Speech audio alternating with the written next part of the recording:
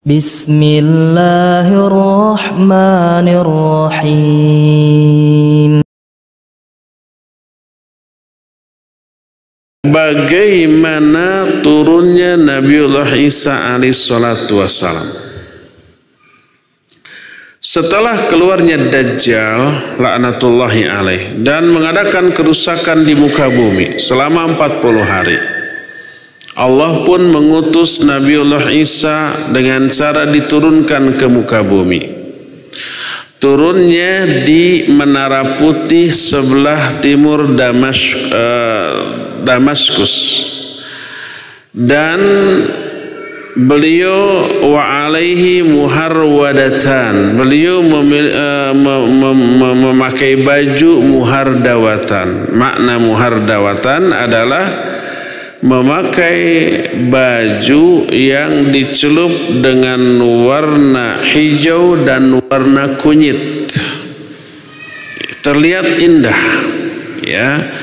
Beliau meletakkan kedua tangannya di sayap dua malaikat yang mengapitnya.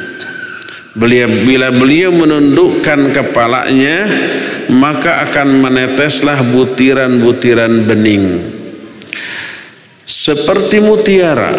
Tidaklah halal bagi seorang kafir untuk mencium aroma yang terkeluar dari badannya kecuali dia akan mati.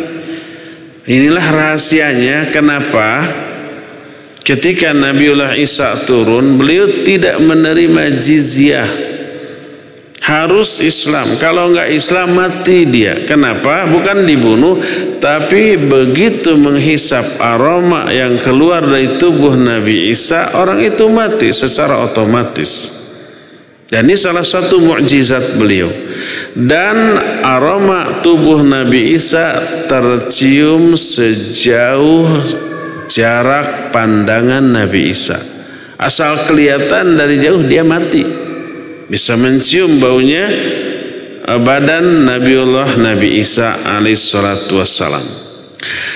Beliau turun untuk membela At-Taifatul Mansurah yang berperang di atas kebenaran, memerangi Dajjal laknatullahi alaih.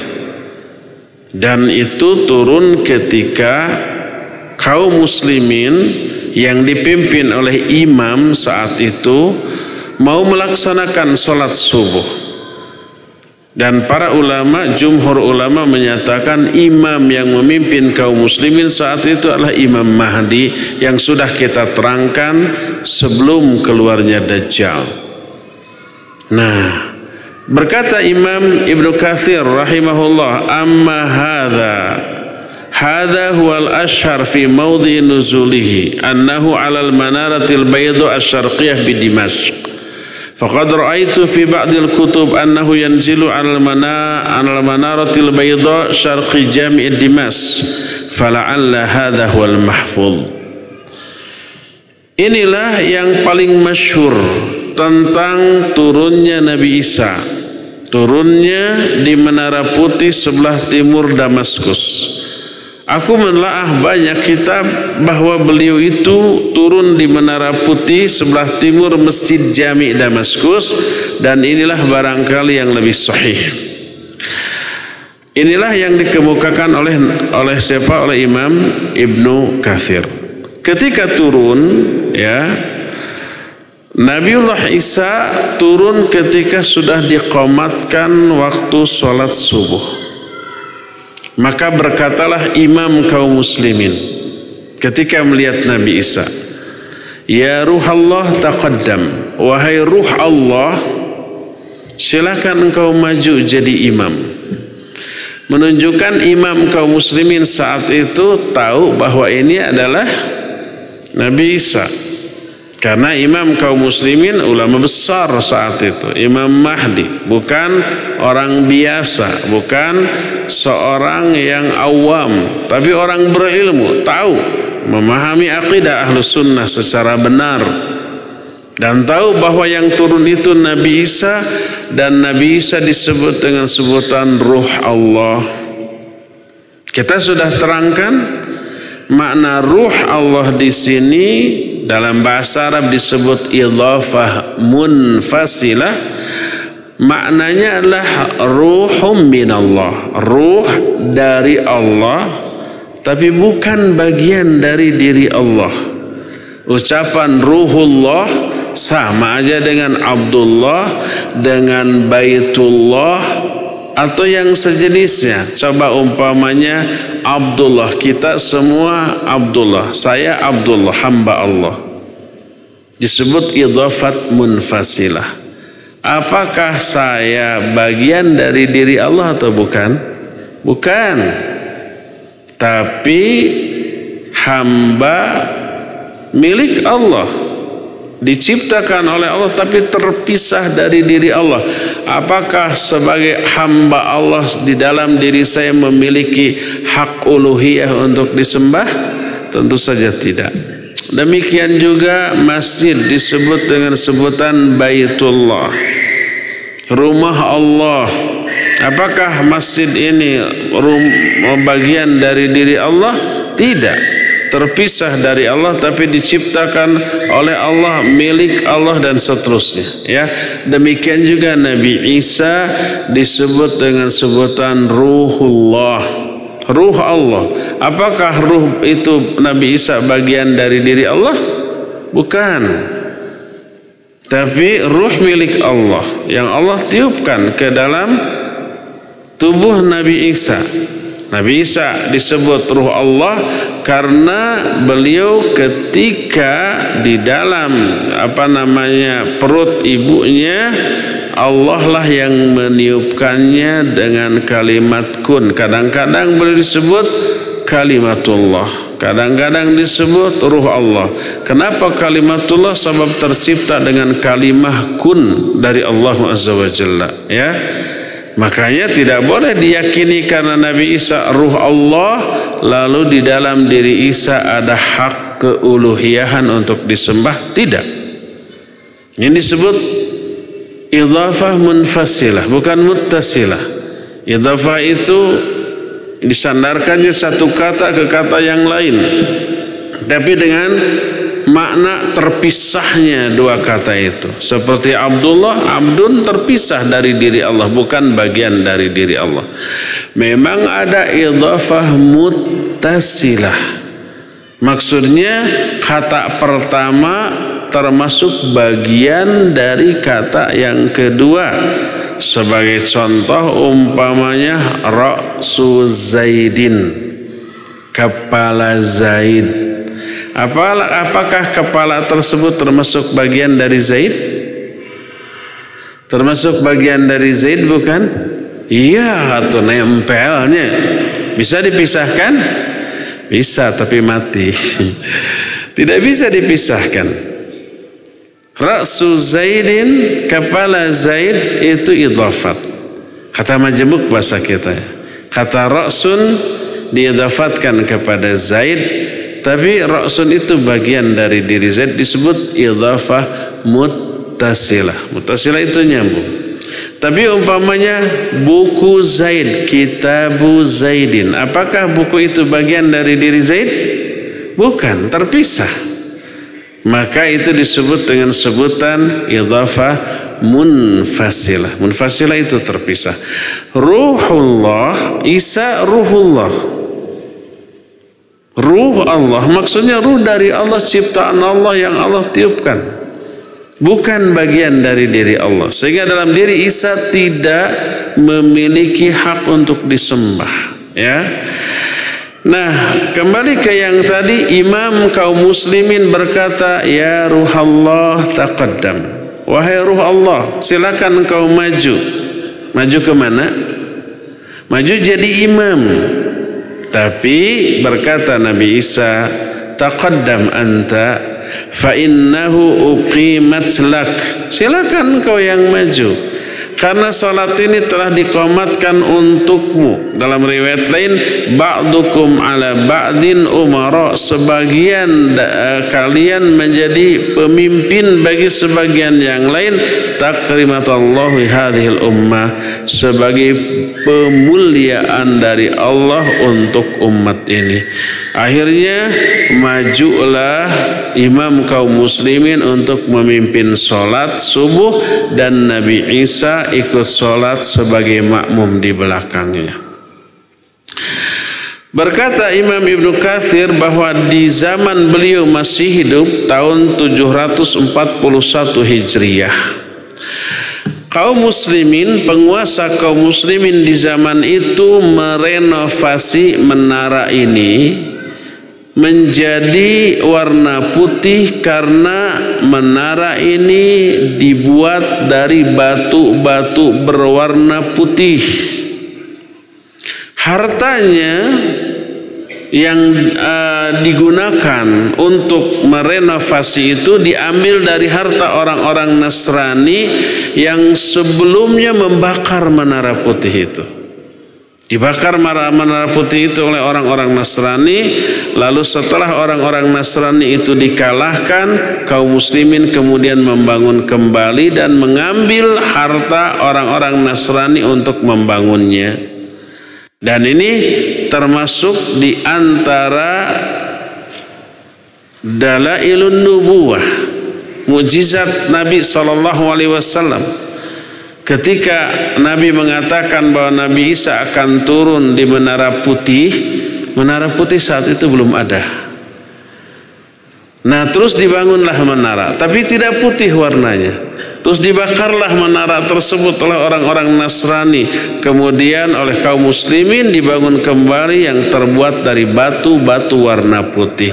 Jadilah itu menjadi menara putih, terkenal sampai sekarang. Biaya diambil dari harta orang Nasrani. Sehingga nanti Nabiullah Isa turun di menara itu, akan membunuh babi-babi, memecahkan salib-salib, dan tidak menerima jizyah. Yang ada adalah keislaman. Kalau ada orang kafir yang kekeh petekeh dalam agamanya, dia akan mati ketika berjumpa dengan Nabiullah Isa. Dalam salah satu hadis yang panjang diterima dari Nawas bin Sam'an, ketika turunnya Dajjal, kemudian keluarnya Dajjal, lalu turunnya Nabi Isa. Berkata Nabi SAW, "Idza ba'atsallahu al-Masih ibn Maryam, fayanzilu indal manaratil bayda syarqi Dimas, baina muharwadatain, wadi'an kaffaihi ala ajnihati malakain, idza ta'ta'a ra'sahu qatara. Wa idza rafa'ahu tahadzara minhu jum'anun kallu'lu, fala yahillu likafirin yajidu riha nafsihi illa mat, wa nafsuhu yantahi haitsu yantahi tarfuh, fayatlubuhu ay ad-dajjal hatta yudrikahu bi babil lud fayaqtuluh, thumma ya'ti Isa ibn Maryam qad asamahumullahu min fayamsahu wujuhahum wa yuhaddithuhum bidarajatihim fil jannah." Tiba-tiba Allah mengutus Nabiullah Al-Masih bin Maryam. Dia turun di menara putih sebelah timur Damaskus, memakai pakaian yang dua warna. Tadi disebutkan warna hijau dan warna za'faron. Za'faron itu kunyit. Dia meletakkan tangannya di atas sayap dua malaikat yang mengapitnya. Kalau dia tertunduk, ada yang jatuh dari rambutnya, dan begitu dia menengadah, ada butiran-butiran seperti mutiara yang berjatuhan. Tidak ada seorang pun orang kafir yang menghirup aroma badannya, kecuali orang kafir itu akan mati. Dan aroma badannya tercium sejauh pandangan Nabiullah Isa. Ketika setelah beres sholat subuh, Nabi Isa kemudian memerintahkan untuk membuka pintu gerbang. Dan begitu pintu gerbang benteng pertahanan kaum muslimin dibuka, tidak disebut ini pintu gerbang mana, tapi mayoritas ulama menyatakan inilah pintu gerbang Masjidil Aqsa. Seperti yang sudah kita jelaskan, Aqsa itu sebuah areal yang kira-kira luasnya 14 hektar. Di dalamnya ada 3 masjid. Di sekelilingnya dibenteng dengan benteng yang kokoh dan kuat. Ada beberapa gerbang di sana. Kalau sekarang gerbangnya masih dijaga oleh Yahudi. La'anahumullah. Nah nanti Yahudi itu akan menjadi pengikut Dajjal. La'natullahi alaih. Begitu gerbang dibuka, maka di luarnya Dajjal beserta pasukannya sudah menunggu. Karena sudah mengepung saat itu. Mungkin kondisi nanti berbeda dengan sekarang. Kalau sekarang kan di sekeliling daerah Masjidil Aqsa itu padat dengan perumahan. Masuknya itu masuk ke gerbang Masjidil Aqsa itu melalui lorong-lorong, kiri kanannya rumah-rumah yang kokoh terbuat dari batu. Mobil nggak bisa masuk. Beca bisa lah, tapi nggak ada beca di sana. Mobil bisa masuk sama mobilin. Nah, ada tangga-tangga juga susah, pakai mobil susah. Ada tangga-tangga tidak rata begitu, sebab turun ke bawah gitu. Wallahu a'lam, mungkin nanti rata, wallahu a'lam. Begitu dibuka, Dajjal dan para pengikutnya sudah menunggu di luar. Ketika Dajjal melihat Nabi Isa, tubuhnya meleleh seperti melelehnya garam bila terkena dengan air. Lalu dia lari sekencang-kencangnya menghindari Nabiullah Isa.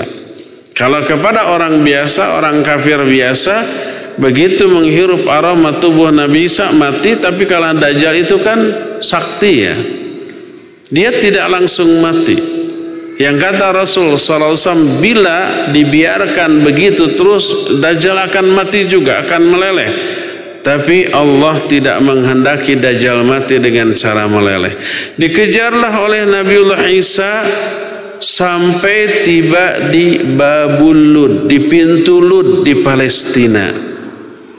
Coba kalau umpama ikhwan akhwat ada paket umroh sekaligus ke Aqsa, cari itu di daerah Aqsa beberapa hal yang disebut di dalam hadis. Pertama, minta pintu Lud di sebelah mana, tunjukkan oleh guide-nya di sana nanti. Pintu Lud gimana ya? Selain Masjid Aqsa pasti nanti diperkenalkan ini Masjid Aqsa, ini arealnya gitu. Terus pintu Lud di mana? Tanya. Termasuk Gua Al-Kahfi di sana juga tuh. Gua Al-Kahfi itu gua. Nah, di sana coba kalau perlu masuk ke sana, bisa apa tidak? Ketiga, pohon yang nanti akan dipakai tempat berlindung siapa? Yahudi. Pohon apa namanya? Gharqad. Bisa dipakai untuk bersembunyi, karena benda lain dipakai bersembunyi itu benda ngomongnya. Apa omongannya? Hai Muslim, hai hamba Allah ini Yahudi bersembunyi di belakangku, bunuh dia, kan gitu ya. Kecuali satu pohon. Pohon apa? Gharqad. Saya saat itu, mungkin antum juga membayangkan, mungkin batang pohon Gharqad ini besar sehingga bisa dipakai sembunyi seperti pohon kelapa gitu ya. Pohon apa lagi? Pohon beringin yang gede-gede. Ternyata tidak. Pohon Gharqad itu batangnya kecil-kecil, mungkin paling besar sebesar lengan begini. Tapi rimbun, banyak cabangnya, daunnya juga gomplok. Gomplok itu apa? Banyak rimbun, sehingga kalau kita bersembunyi memang tersamar. Apalagi juga kalau bajunya hijau sewarna dengan warna daun, ya tersamar. Batangnya kecil-kecil, tapi banyak cabang-cabangnya dan tidak tinggi menjulang, enggak, ya. itu banyak daunnya dan bisa dipakai tempat sembunyi samar-samar. Kalau ditelak-telak, oh ketahuan itu ada orang sembunyi, bisa ya. Jadi Nabiullah Isa mengejar Dajjal sampai ke pintu Lud, lalu dibunuhlah oleh tombak pendek dan berhamburanlah darahnya, matilah Dajjal. Setelah Dajjal mati, datanglah satu kaum yang mereka itu Allah pelihara dari fitnah Dajjal. Jadi ketika Dajjal keluar, maka salah satu cara agar kita selamat, lari sejauh-jauhnya ya. Jangan coba-coba melawan. Selain melawan kalah, nggak akan bisa membunuh Dajjal, mending kitanya terbunuh. Kalau umpama berhadapan lalu teracuni oleh syubhatnya, kita bisa menjadi pengikutnya. Waliyadzubillah. Jadi orang-orang lari sejauh-jauhnya menghindari Dajjal. Dan ada yang seperti itu. Sampai Nabiullah Isa turun dan membunuh Dajjal. Setelah Dajjal terbunuh, maka datang satu kaum kepada Nabiullah Isa. Kaum ini adalah kaum yang Allah pelihara dari fitnah Dajjal. Nabi Isa mengusap wajah-wajah mereka dan memberitahukan kepada mereka tentang derajat mereka masing-masing di surga. Ya, inilah keadaan ketika Nabiullah Isa turunnya di Menara Putih, diapit oleh dua malaikat, lalu mengikuti sholat subuh bersama kaum muslimin. Beliau menjadi makmum di belakang imam kaum muslimin. Setelah itu barulah mengejar Dajjal dan membunuhnya.